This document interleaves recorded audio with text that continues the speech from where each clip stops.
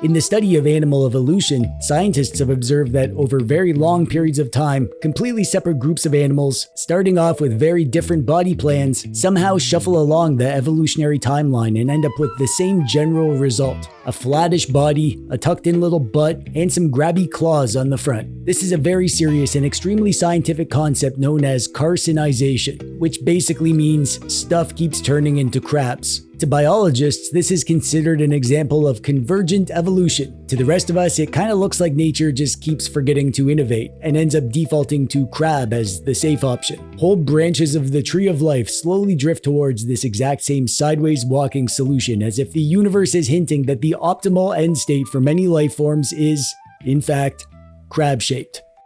Which brings us to this, the all-new Odin 3. The Odin family of doodads has always been a big-bodied species of handheld. Now, Ein has returned to the Odin lineage, and just like with crabs, its design has become much more like this. It's smaller and sleeker, and now it much more closely matches its neighbors, like the Retroid Pocket 5, the Retroid Pocket G2, the iNeo Conquer Pocket Fit, and the upcoming Retroid Pocket 6. So at this point, I think it's reasonable to pontificate that this slim little rounded corner rectangle shape and size has become the crab of modern handheld design. Will all handhelds eventually evolve into this shape? Possibly, but we might all have claws by then, so we won't need thumbsticks anymore. Just dactylus sticks. Crabs don't have thumbs, but their dactylus is the closest thing they have, so dactylus sticks is what we'll need. The main thing that sets the Odin 3 apart from most doodads right now is that it's rocking the Snapdragon 8 Elite chip. This is the newest top-of-the-line chipset that's being used in high-end Android phones and only the most top-end handhelds. And that means some things.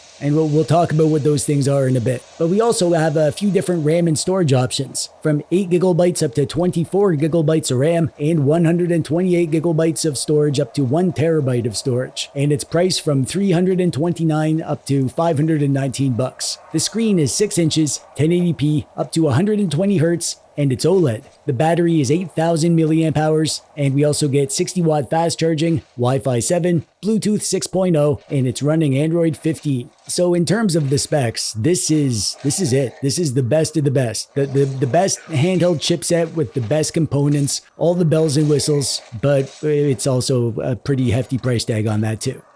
Pretty standard stuff in terms of the buttons and holes, but I have nothing better to do than show them to you anyways, and you have nothing better to do than watch, so let's go over this stuff. On the front, we have a screen. That's where your games are. Over here, we have the select button and a left stick in the upper configuration and a D-pad in the lower configuration and the Android home button. Over here, we have the start button and some face buttons and a right stick and the Android back button and 2 front-facing speakers. Yay! Up top, we have bumpers and triggers and a power button and volume up and down. Underneath, we have a sneaky trap door with a micro SD card hole inside and a headphone hole. Yay! Yay!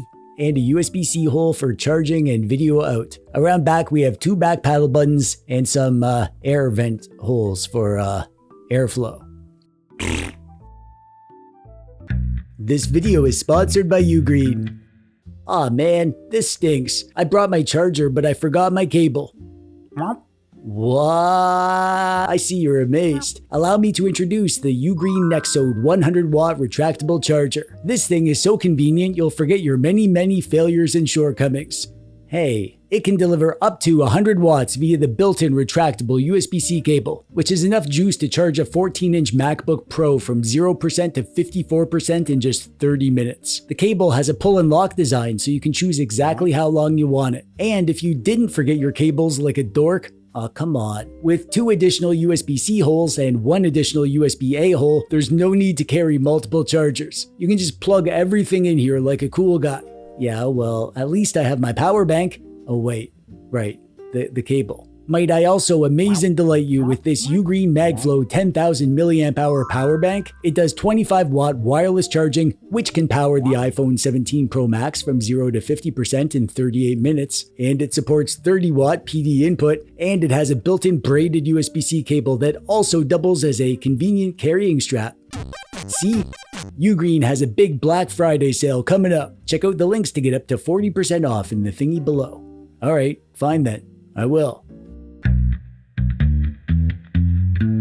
When I unboxed this, I was kind of shocked at how much it didn't look and feel that much different than the RP5. That's when the crab analogy immediately popped into my head. The Odin 2 was big and comfy and it felt almost like a handheld PC. This definitely doesn't. This is barely bigger than the Retroid Pocket 5. Even the upcoming Retroid Pocket 6 looks virtually identical. At first, I was a bit disappointed in the Carcinization of the Odin series, but then I remembered that Ein came out with more unique versions of the Odin 2, like the Odin 2 Lite and the Odin 2 Portal, so it's reasonable to assume that this Odin 3 is just the baseline version for a whole generation of products that are going to be coming. And also, the design and hand feel of this immediately started growing on me, so my disappointment quickly faded and became replaced by a desire to play Mega Bonk, which is kind of my new baseline emotional state. Despite reminding me of the RP5, it's different in lots of ways. The edges of the front panel are a lot more rounded, and I don't think it looks as sleek and crisp and sexy as the RP5, but the Odin 2 never felt like a sexy device to me anyways. The Odin stuff, it always felt kind of practical, like a function over form kind of thing. And I get that vibe from the Odin 3 too. There are lots of practical decisions here that my dweeby hands appreciate. This grippy texture around back is lovely. The placement of everything is basically perfect. I love how my thumbs just naturally find everything they need to find, and the thumbsticks are big and the triggers have a nice lovely swoop to them. And the ergonomic humps are just extremely compatible with my hands. I found that my fingers just naturally found the humps and dips, and it feels great to hold, even for long sessions. The one big benefit from Carcinization is that the crab-shaped doodads are all pretty pocket-friendly. So let's see how this one does. Hey, pocket test guy! Hello? Hang on. What the heck is this? Dear TechDweeb, I've had enough of your abuse. I quit. Pocket test guy. You gotta be freaking kidding me. I never abused that worthless pile of human garbage. Well, you know what? I'm glad he's gone. That guy sucked. Sorry folks, I'll have to find a new pocket test guy. No pocket test today. Sheesh. And about the controls, there's actually not much to say about the controls because they're all so good. I love the sticks. They're huge, like shockingly huge. That's what she didn't say, but I wish she did. They make it a bit less pocketable, I assume, but only a bit, and it's worth the trade-off. So if you like big sticks and you cannot lie, you're gonna love this thing. And if you don't, then shut up. Who cares what you think? Not me. But also you can swap the sticks for different sticks. There's lots of options for this style of stick. But still, shut up. These sticks are great. Amazing D-pad, as always. Ein has always done amazing D-pads, and this one's also amazing, which is amazing. Oh, one massive upgrade here is the buttons. Ein did some magic with these face buttons. They look great, and they feel great. They're super firm and satisfying to squish, but they are so quiet. They're not like silent, but they are dang close. Well done, Ein. Please do these buttons on all your devices moving forward. Standard feeling, clicky bumpers, great feeling triggers with great input quality. I don't like the back paddle buttons because I never use them, but these are pretty easy to ignore, so that's fine. Overall, just, yeah, really, really good controls. And now let's talk about the screen, why not? First, it's 120 Hz, so you get nice smooth slidey menus and you can run high refresh rate games at 120 Hz, and you can use that black frame insertion stuff for your retro games if you're into that sort of thing. It's 6 inches, which is a great middle ground size. Not huge like the 7-inch big boys, but a bit bigger than the smaller Retroid Pocket 5 and the Retroid Pocket Flip. This is the same screen that we have on the Ein Thor, by the way. It's an awesome screen. I love this screen. There's very slight image retention in the screen, and yeah, some people have been complaining about that. I have noticed it. I don't give a crap. It's not usually the kind of thing that you would notice in-game or anything like that. More like going between menus kind of thing. Being OLED, it is super bright, so you can easily play this outside in the daylight. And it gets super dim, so you can play this in the darkness and not wreck your eyes. That, along with the super quiet buttons, means that this would be a great device to play in bed and not wake your wife. Or her dog, that she loves more than you, it seems. And she's always talking about your shortcomings to the dog as if you're not right there listening to what she's saying. Kinda passive aggressive, but you still don't want to wake them up, so the Odin 3 is great for that. As for the sound, it's great. Really great. It's really loud and deep and bassy. It's among the best sound that I've heard from a retro handheld.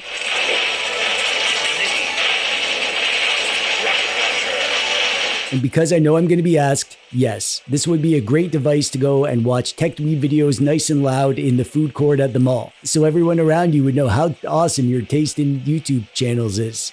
There's not a ton of special stuff with the system. You have performance and fan and RBG options in the drop-down menu, same as always. You get the Odin launcher pre-installed, which is just a simple Android and gaming launcher, and that works fine, but I don't use it. I prefer ESDE, and I installed all my own emulators as usual. I'll put the list on the screen of the emulators that I've installed for each system. And you can check out this video if you want to know how I do this, if you want to be as cool as me, even though that's literally impossible. When it comes to gaming, most of the news is good news. The vast majority of stuff works amazing. More amazing here than any other handheld that I've ever used. This thing is an absolute monster. Anything that plays on the Odin 3 is going to play very well. If you're into GameCube and PS2, well, good news. Even the hardest to run stuff is going to play perfectly, even upscaled to 4K. It still runs great. This display is only 1080p, but it does do 4K output, so if you want to dock this to your TV, you can play GameCube and PS2 at 4K and not break a sweat. And the vast majority of stuff runs great, even on the lowest power profile. Heck, even the higher-end stuff like Switch. The only stuff that I increase the power profile for is PC games, and that's only for the very hardest to run PC games. So just in terms of raw performance, this thing will not leave you wanting. If you need to feel like you're on the cutting edge of what you can get from a handheld,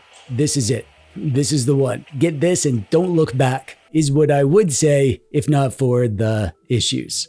Don't get me wrong, the issues are not major, and I am personally going to use the heck out of this and enjoy the heck out of it because the issues are few and far between. However, issues are issues, so let's talk about the issues. A quick little crash course in the chip landscape. Snapdragon chips all have a built-in Adreno GPU. The older ones that we love for emulation, with Adreno 6 and 700 series of GPUs, have ancient battle-tested drivers and fancy community stuff like the Mesa Turnip Vulkan driver. And emulator apps are built around the drivers and functions that we've had on these chips for a long time now. The Snapdragon 8 Elite has the shiny new Adreno 830 GPU, which is more like a tiny desktop GPU with newborn baby drivers. Normal Android games are mostly fine, but emulators poke every cursed corner of the graphics APIs. And the custom 8 Elite drivers from places like GameHub are still early science experiments. They do help and you can use them, but you will still get some glitches here. They just don't happen on the older chips. What does that mean in practice? Well,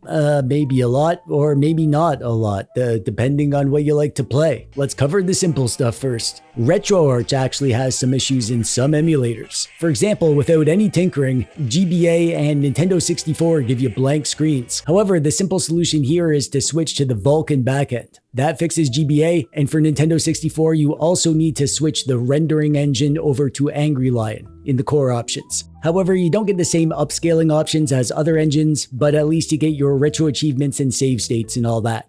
And one other minor thing is that emulation in Dolphin, some games have graphical issues, but the fix for that is to change the shader compilation mode to exclusive. That got my GameCube and Wii games looking good. They're working fine now. But if you're into Switch, then it's a roll of the dice. Some Switch games work fine, amazing actually. The performance is kind of incredible. Some have minor issues but are still playable, and some have major issues or don't work at all. I'm referring to the games that do work fine on other devices, by the way. Switch emulation in general is a roll of the dice already. So here you're rolling the dice twice. It's sort of like rolling with disadvantage in Dungeons & Dragons. Just make sure you install the latest driver and you'll be in the best position to have a good time, as long as you accept that lots of games will have issues that may or may not be fixed in the future.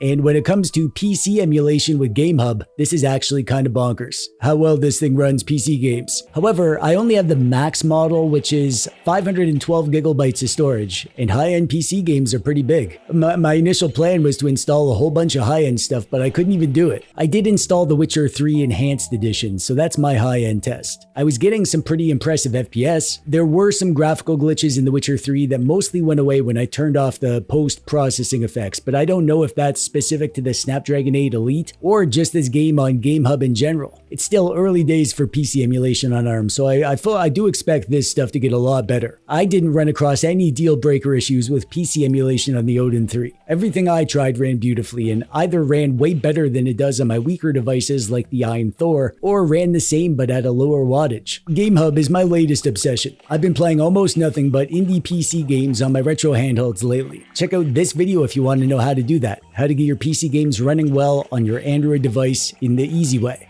The battery is a concern when running PC games though. Not the indie stuff. You can run that stuff all dang day. But for high-end PC games, that's the most demanding thing that I was able to throw at the Odin 3. In The Witcher 3 Enhanced, I calculated that running the game with an uncapped frame rate at the max performance profile gave me a little over 2 hours of game time. Going to some more mid-range stuff like GameCube on Dolphin, I was running F-Zero upscaled to 1080p on the lowest power profile and I calculated over 8 hours of pure game time. And then if you go down to the easy stuff like Super Nintendo, this was so crazy good that I literally screamed with joy. And my mom yelled at me because it was 3 a.m. I was getting over 10 minutes of game time per percentage point of battery drain, which means that we'd probably get over 18 hours of pure freaking game time from this thing playing Super Nintendo. These are just my extrapolated numbers. I didn't let it run for 18 hours, but as far as I could tell based on my tests, that's about what you should expect to get, which is just nuts. And regarding the thermals, at no point did the device feel too hot to the touch. It was very comfortable. However, the fan is not comfortable.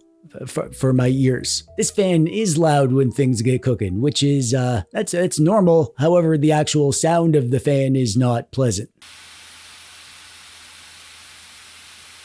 It's a little bit whiny and a little bit high-pitched. And you will hear it often if you play lots of high-end stuff. The good news is that for most of the lower-end stuff, you can literally turn off the fan.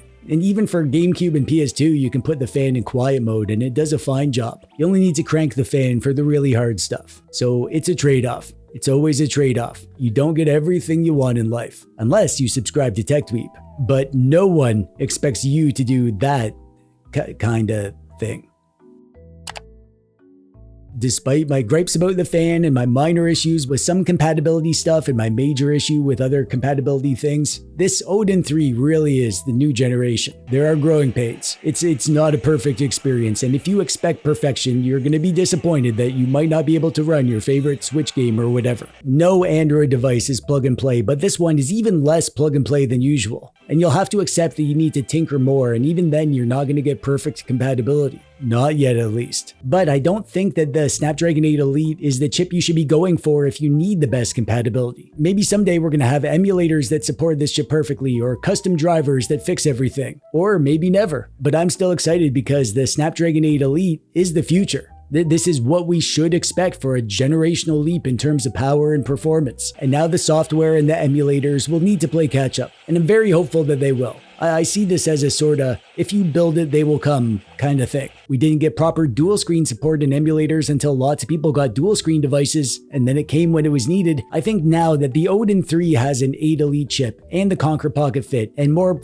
phones and probably more and more devices in the future, it'll make more and more sense for developers to take the time to make their stuff compatible with this new generation of hardware. It's not going to happen overnight, but if there's one thing I've learned doing this YouTube thing and checking this stuff out, it's that the emulation community never sleeps. Emulator developers are absolute wizards who already pulled off miracles with the other Snapdragon chips, and if the 8 Elite is here to stay, they're probably going to work their magic on this one too. Not making any promises, but that's my prediction. This hobby is always changing and evolving. Just like life if you zoom out far enough. 4 billion years ago, we were just weird single-celled things in a soup, and now I somehow have a tiny plastic rectangle that can pretend to be a GameCube.